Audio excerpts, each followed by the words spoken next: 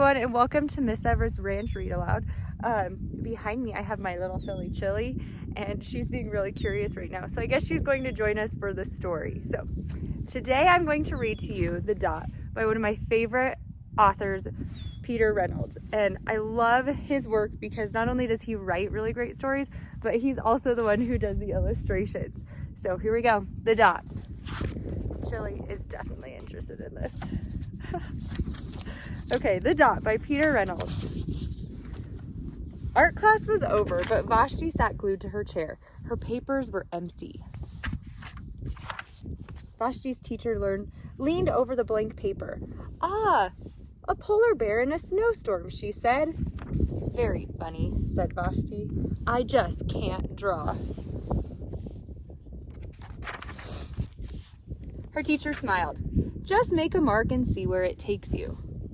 Vashti grabbed a marker and gave the paper a good, strong jab. "There," she said. Her teacher picked up the paper and studied it carefully. She pushed the paper toward Vashti and quietly said, "Now sign it." Vashti thought for a moment. "Well, maybe I can't draw, but I can sign my name." The next week, when Vashti walked into her art class, she was surprised to see what was hanging above her teacher's desk. It was the little dot she had drawn, her dot, all framed in swirly gold. I love that. I can make a better dot than that. She opened her never-before-used set of watercolors and set to work. That is something that makes me happy, a never-before-used set of watercolors. Chilly. Vashti painted and painted. A yellow dot, a green dot, a red dot, a blue dot.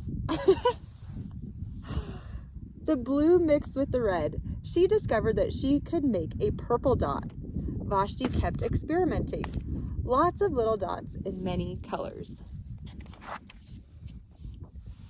If I can make little dots, I can make big dots too. Vashti splashed her colors with a bigger brush on a bigger paper to make bigger dots. I hope you guys are laughing at Chili right now. She's being really cute. All right, Vashti even made a dot by not painting a dot. I think that is so clever.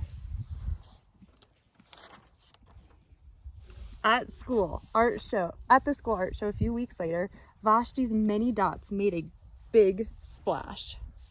Okay, I'm going to show you this great illustration of her art show and all the dots that she painted.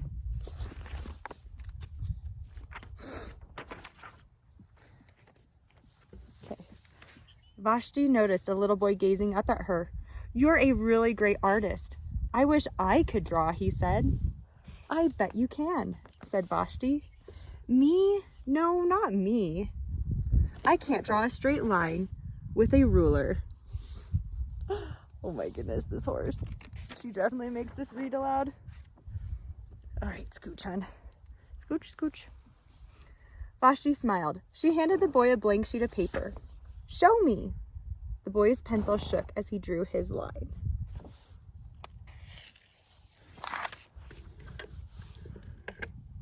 Vashti stared at the boy's squiggle, and then she said,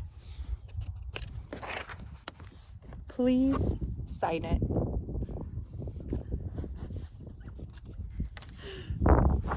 So I want you guys to think about this with your mom or your dad or your aunt or your uncle or your grandma and grandpa, whoever you're sitting with today. What is the lesson in this book?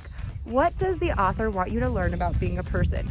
For me, I think about how at the beginning of the story, Vashti thought she couldn't draw and she was really frustrated. But then by the end of the story, she was so excited to be an artist that she was even teaching other people how to draw. And I think the lesson is that with time and practice, you can get good at whatever you try and whatever you put your mind to. So this week, as you're working through your math and your reading and your writing, I want you to think about that and remember that the more you practice something, the easier it gets. And that when it's difficult, your brain is learning, right?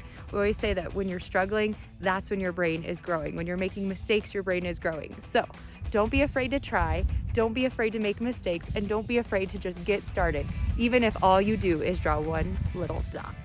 Okay. I love you guys. I hope you could have a good rest of your day. And Chili says bye.